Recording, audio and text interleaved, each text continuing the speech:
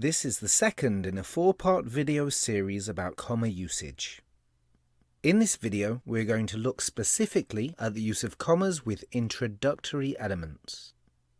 An introductory element is any word, phrase, or clause that precedes the main clause of a sentence.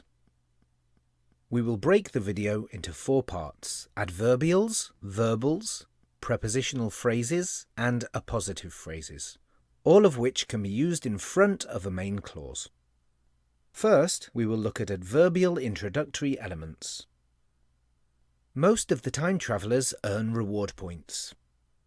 Here, the lack of punctuation creates an unintended message that many time travellers receive bonuses for visiting the past or future.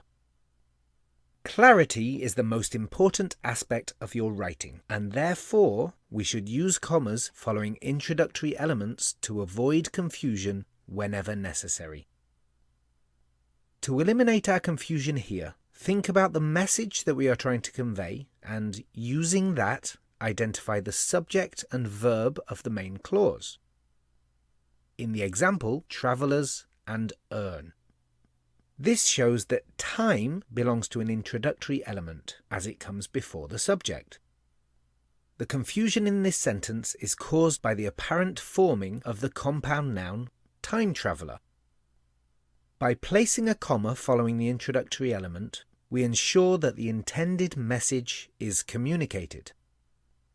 Most of the time has now been clearly marked as an introductory element to the main clause travellers earn reward points. In this example, most of the time modifies the entire main clause as an adverbial phrase of time, answering the question, how often? If an introductory adverbial phrase seems to modify the entire main clause, put a comma after it. In this sentence, the adverbial phrase could be replaced by the adverb of frequency, usually. So the sentence would read, usually, travellers earn reward points. Please note that a comma is included after the introductory adverb, as the same rule that applies to adverbial phrases also applies to introductory adverbs. The final adverbial element to consider is the clause. When they earn reward points, customers are more likely to return. We can identify that we have 2 clauses by counting the subjects and verbs. We have 2 subjects, they and customers, and 2 verbs, earn and are. So the first clause is when they earn reward points, and the second is customers are more likely to return. Of those 2 clauses, only the second could form a complete sentence because it expresses a complete thought. This means that it is the main clause, and the first clause in the sentence is subordinate. An adverb clause is a subordinate clause that modifies all or part of the main clause. If we use an introductory adverb clause, we must always follow it with a comma. So to recap, use a comma after introductory adverbial words, phrases, and clauses. Make sure to locate the main clause by identifying its subject and verb so that you can place the comma correctly. Now we will move on to verbal introductory elements. Our first example. To earn, customers simply need to travel. Here, the missing mid-sentence punctuation may cause the reader to have to reread the sentence. Even though a quick rereading would resolve any doubts, as there is only one possible subject for the main clause verb, as writers, we should try to ensure our readers comprehend our message the first time. The addition of a comma would accomplish the clarity we desire. We can identify the subject and verb of the main clause, customers and need, and identify that to earn is an introductory infinitive. We should always include a comma following an introductory infinitive. We can extend that infinitive into an infinitive phrase by adding some more information, for example, about what the customers can earn. Again, a comma is always necessary following an introductory infinitive phrase. The next example. Enticed, the travellers often remain loyal to an airline.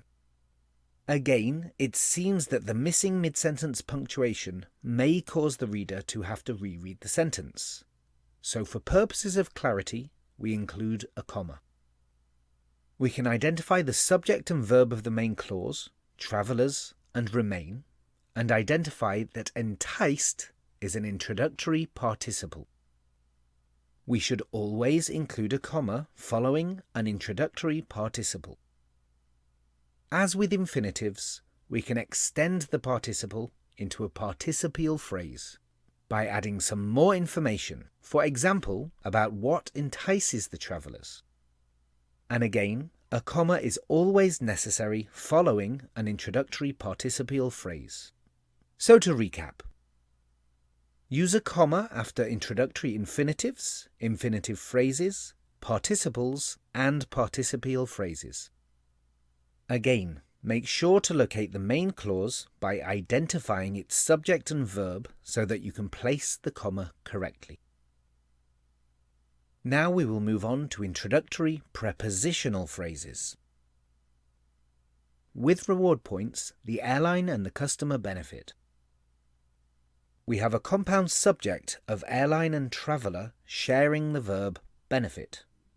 The main clause is preceded by the short prepositional phrase with reward points. The message is clear, and so a comma is not a requirement. The sentence is correct with or without the comma following the prepositional phrase.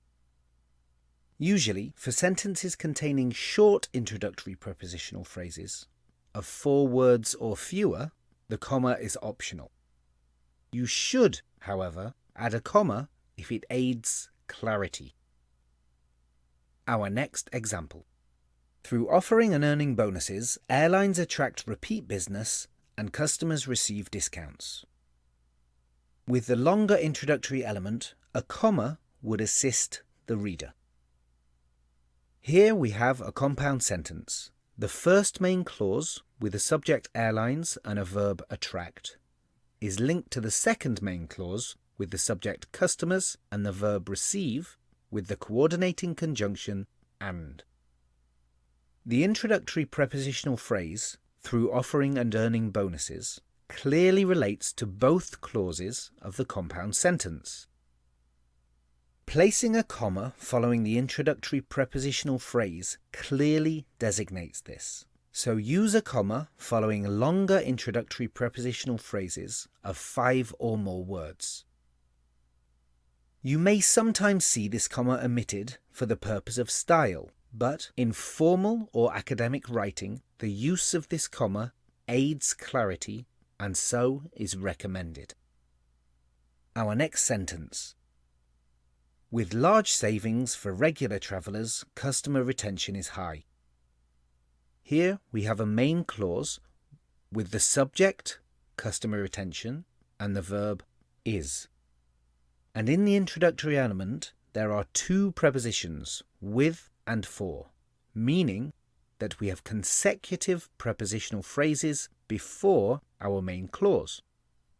Again, for purposes of clarity, we should use a comma following consecutive prepositional phrases that make up an introductory element. The final example of introductory prepositional phrases. With high levels of retention comes the possibility of expansion. In this sentence, we clearly have an introductory prepositional phrase, with high levels of retention, but we do not have a separate subject, which means that the prepositional phrase is functioning as the subject. Therefore, a comma is not required, as subjects should not be separated from their verbs. So, do not use a comma if the prepositional phrase is immediately followed by a verb.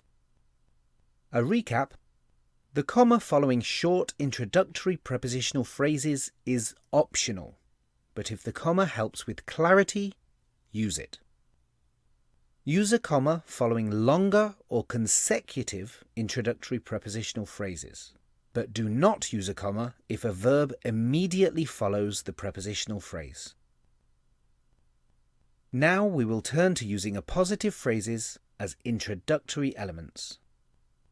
The example sentence is, a popular international program British Airways Executive Club won the International Award at the 2019 TBG Awards. This sentence contains a main clause with the subject British Airways Executive Club and the verb won. Prior to the subject is an appositive phrase that provides bonus information about the subject. This information is not essential to the message of the sentence, and therefore, a popular international program is a non-restrictive appositive phrase. We should use a comma following a non-restrictive appositive phrase. Now, our final example. The competition's inaugural winner, Sky Miles, celebrated winning the top prize again. This sentence contains an appositive phrase, the competition's inaugural winner, which precedes the main clause's subject, Sky Miles, and verb celebrated. In this instance, the appositive phrase provides essential information about the subject and explains the again at the end of the sentence. This is, therefore, a restrictive appositive phrase, and as such does not require a comma. With restrictive appositive phrases, we do not use commas. The review of introductory appositive phrases. Use a comma after a non-restrictive introductory appositive phrase, but not after a restrictive appositive phrase. You can check whether a phrase is essential by deleting it and checking whether the message changes in any way. So, to review everything, we should always use a comma following introductory adverbials and verbals. With prepositional phrases, we only have to use the comma if the phrase is long, or there is more than one, or if the addition of the comma aids clarity. And we should not use a comma if a phrase is immediately followed by a verb.